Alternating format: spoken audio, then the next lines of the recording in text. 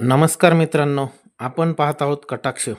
ज्यांच्या वाणीवर साक्षात सरस्वती माता प्रसन्न आहे, असे प्रभावी वक्ते म्हणजे महाराष्ट्र नवनिर्माण सेनेचे अध्यक्ष राज ठाकरे.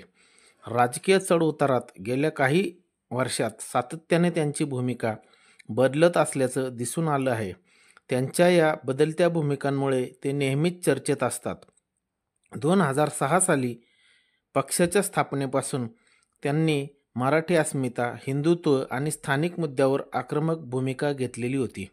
परंतु अलीकडच्या काळात त्यांची राजकीय धोरणांमध्ये लक्षणीय बदल झालेले आहेत.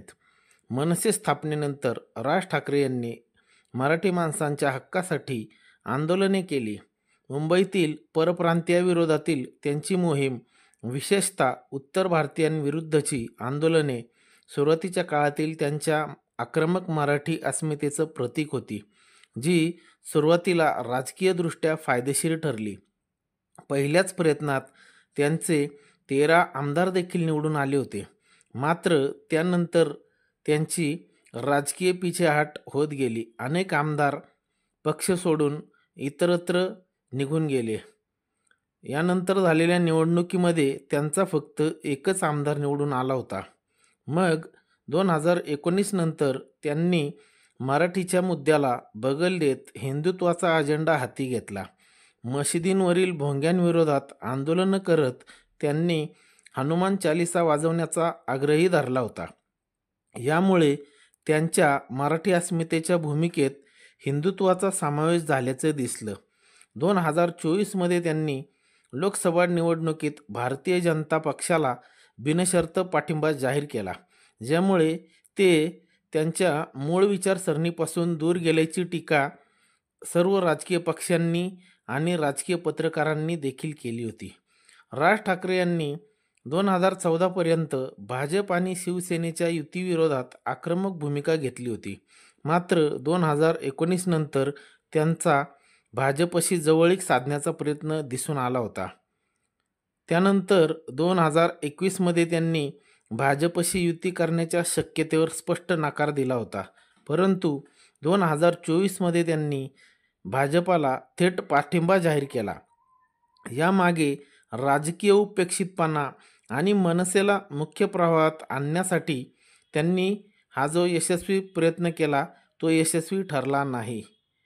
मराठा आरक्षण असो, भाजपला पाठिंबा देणे असो किंवा हिंदुत्वावर घेतलेल्या भूमिका असो, या राज ठाकरे यांच्या बदलत्या भूमिका त्यांच्या राजकीय रणनीतीचा भाग जरूर असेल, परंतु यामुळे त्यांच्या विश्वासार्हतेवरच प्रश्नचिन्ह निर्माण होत गेलं.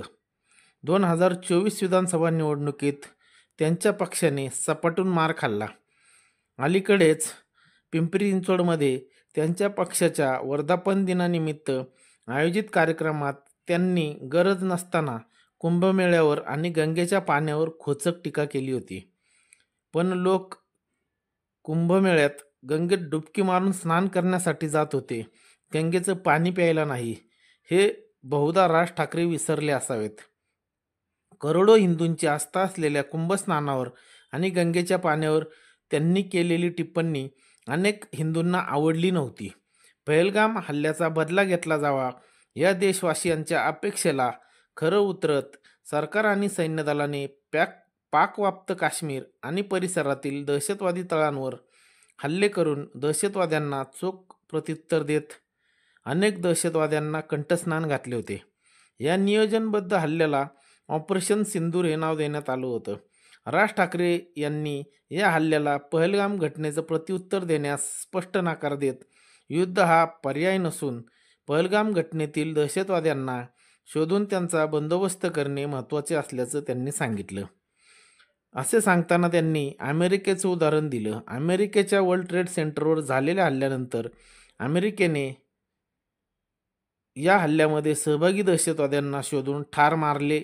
हे सांगणाऱ्या राज ठाकरे यांना कदाचित माहीत नसावे की ओसामा बिन लादेन हा जवळपास 10 वर्षापेक्षा जास्त काळ अमेरिकेला सापडलेला नव्हता.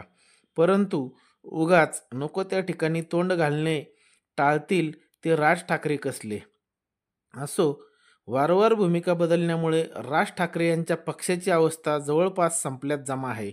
या निमित्तानं राज ठाकरे यांना एकच सांगणं आहे की घरात मच्छर घुसले की जो चावतो त्यालाच नव्हे तर सरसकट समूळ मच्छरांचा नायनाट करण्यासाठी घरात ऑल आऊट लावावीच लागते. असो, राज ठाकरे यांनी मागच्या काही काळात फार मोठ्या घोडचुका केल्या, ज्या महाराष्ट्राच्या लोकांच्या नेहमीच लक्षात राहतील. पुलवामा हल्ल्याच्या वेळी त्यांनी राष्ट्रीय सुरक्षा सल्लागार अजित डोभाल यांची चौकशी झाली पाहिजे असे वक्तव्य करून खळबळ माजवली होती. कुंभमेळ्यावेळी त्यांनी "अरे हाड, असलं पाणी कोण पितंय? पण ह्या पाण्याला लोक पित नव्हती तर या पाण्यामध्ये आंघोळ करत होती, हे राज ठाकरे विसरले." ऑपरेशन सिंदूरच्या वेळी दहशतवादी हल्ल्याचं उत्तर युद्ध नसतं. देशातील अन्य प्रश्न सोडवण्याऐवजी सरकार लोकांचं ध्यान इतरत्र भटकत आहेत. खरं तर भारताला युद्ध नकोच आहे. केवळ दहशतवादी तळ लक्ष्य करीत पाकिस्तान पुरस्कृत दहशतवाद संपवणे एवढाच या हल्ल्याचा उद्देश आहे.